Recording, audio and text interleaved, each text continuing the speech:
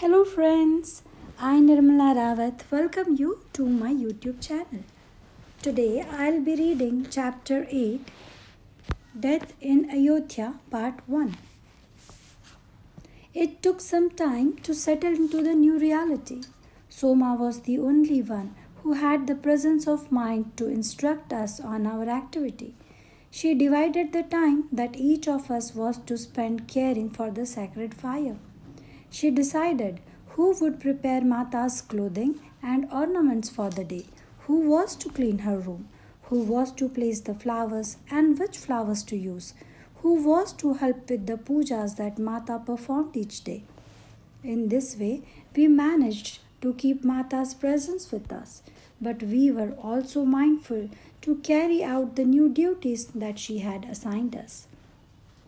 Soma brought great comfort to Kausalyama, and I sought to do the same to Kaikaima. That was perhaps the most difficult endeavor of my life, because I could not deny that I had harbored great resentment toward her, and it took many weeks before the waters of compassion began to flow in me. Her long-time loyal servant had been exiled for having twisted the Maharani's mind, and none of the other servants of the household would go near her. The maharaja did not recover from his illness, and the other two maharanis were too absorbed with his health to take any notice of Maharani Kaikai, and so it was left to me to take care of her meals. I would not have offered to serve in this capacity, and had not Mata requested this of me. Each morning I knocked on her locked door, called out, and left the food. I would return hours later to find it untouched. I would do the same each evening. This went on for days until one morning, when I went to her room to collect the morning meal, I found the tray was gone. It was the same for the next few days. Then one day, when I knocked and put down the tray, I noticed that the door was unlocked and slightly ajar. I pushed it open and cautiously entered the darkened room. I looked around. The room was in complete disarray, as was the Maharani. At that moment, I forgot all of her dark acts and for the first time felt compassion for her, although I kept my distance as I feared to come too close. I kept my eyes lowered as Soma had instructed me to do. The Maharani motioned me to approach. Crinkling her eyes as if she didn't recognize me, she asked, "Is it you who has been bringing me the food each day?" I nodded. "Who are you? Are you a new servant?" I didn't know how to answer. I was still new to Ayodhya, but I could not consider myself a new servant. Suddenly she realized who I was. "You are one of the servants who came with Sita from Mithila, aren't you?" I nodded. "Then why have you taken care for my meals? Don't you know what I have done? Don't you know I am the reason that you are bereft of your Rani?" Her voice was rasping, harsh, and growing louder. I drew back as fear overtook me.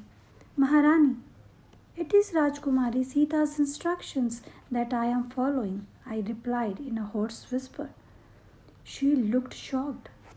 Then, breaking into tears, she shouted, "Leave me!" I don't know how I gained the courage to ask if I could be of service, but the words just came out of my mouth. "Maharani, please let me clean your room and help you with a bath and to dress." She was completely unkempt, and the room had a terrible odor as a result of being closed up. But when she shouted, "Leave me!" again, I quickly retreated.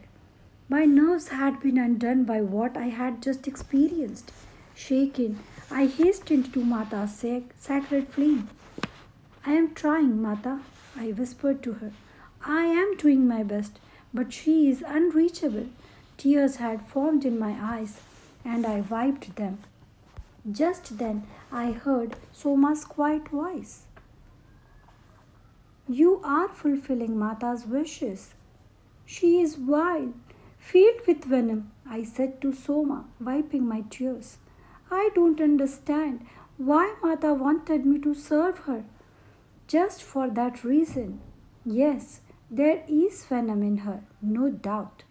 But Mata wanted us to free her of that venom, and only love can do that.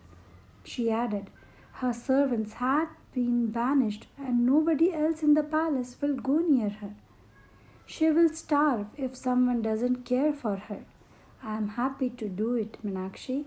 I can take this burden from you.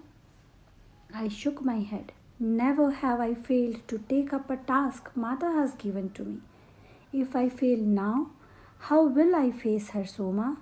But if you could have seen her, she looks like a mad woman, with her hair unkempt, unwashed, and her clothing half undone. And the room has such a stench. She won't let me clean it. I don't know what to do. As I described the scene, a look of compassion came over Soma's face. Poor woman, she murmured. She had truly lost her mind. I don't blame her. I'm sure her guilt is overwhelming. But you must have patience and persistence, Meenakshi. Isn't that what Mata would say? I nodded. Soma placed her hand on my arm. Meenakshi, you are trembling. Fear has overtaken you. Never before have I felt such a fear, Soma, not even when I was drowning in the river. I was ready to let go of my life then, but this feeling is something I have not known before. There is a darkness in that room, a darkness that frightens me. There is a darkness that runs through this place now, a darkness because of what was done. But we all must resist that. She paused and then continued. That last night, after you and the others had left Mata, I stayed with her a little longer so she could give me instructions. Before I left, I asked her if she had fear of what lay ahead. Do you know what she told me? I shook my head. These are her words. I will never forget them. Soma, this human body will know fear and deprivation, but it will also know strength and conviction and courage. It will overcome all the obstacles it faces. It is time for me to put to use all the knowledge I have gained from Pitaji and the sages who have blessed me. These words quieted my trembling. Then Soma added, we also have been blessed by Janak Baba. Don't you remember that last blessing he gave us? That alone is enough to keep us safe. There is nothing for us to fear here. And so I kept bringing the food. If the door was locked, I would leave the food outside the door. And if it was slightly ajar, I would enter and leave it by her table. The days passed. One day I entered and she spoke to me. You may clean the room now. I looked up at her and saw that her senses seemed to have returned.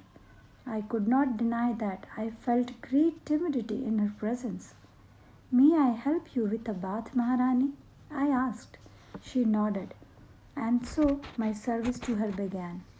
Although few words were ever spoken between us, some months later a new servant arrived at the place who was assigned to care for Maharani Kakai, and I was relieved of this burden. Soma came to tell me the news.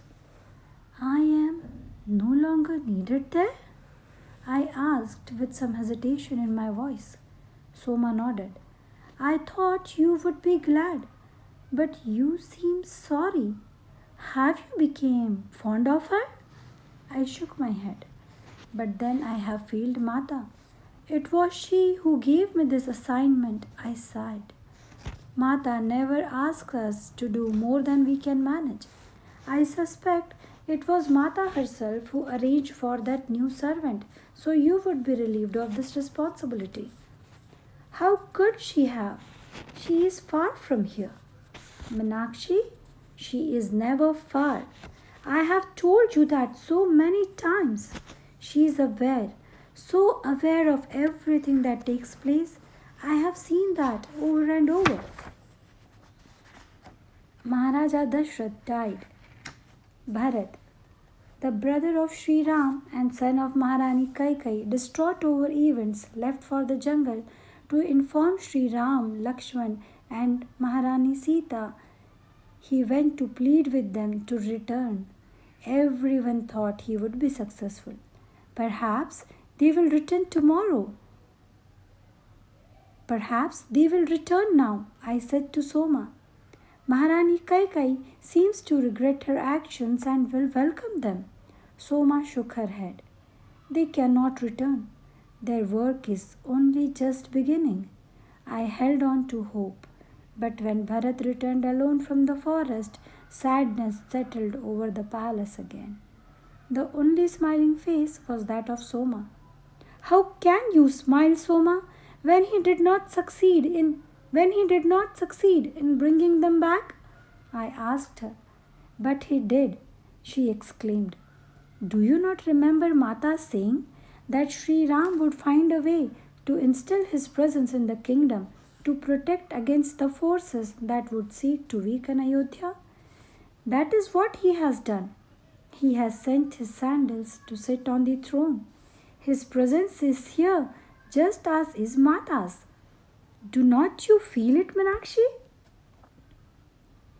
It is a great blessing for Ayodhya. I looked at her glumly.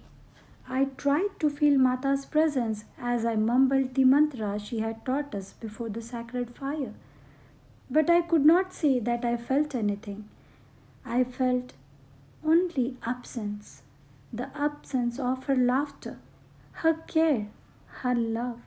It was difficult for Usha and Rohana as well.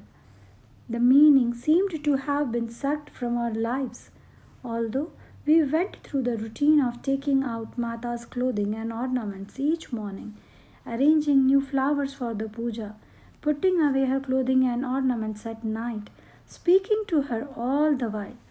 We would tell her things that happened in the palace that day, report news of the Maharanis, the brothers, and Urmila.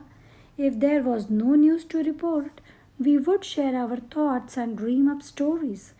Soma seemed the only one to receive messages from Mata, and every now and then she would report the events that were taking place in the forest so far away. How do you know this? I once asked her. Don't you remember that Mata said Agni Dev would carry her messages to us? He is doing just that. The flame is a sacred gift from Mata. Distance is of no concern. She is sending messages to all of us. But you haven't learned to quiet your mind and listen, Meenakshi. She was right. I received no messages. We didn't know whether Soma was making up the stories or whether by some miraculous event she was receiving news directly from Mata. It didn't matter. Rohana, Usha, and I eagerly took in those stories of Mata's travel. We wanted to believe them. Thank you. Please do listen to complete stories and let me know your opinion. Thank you. Have a great day. See you soon.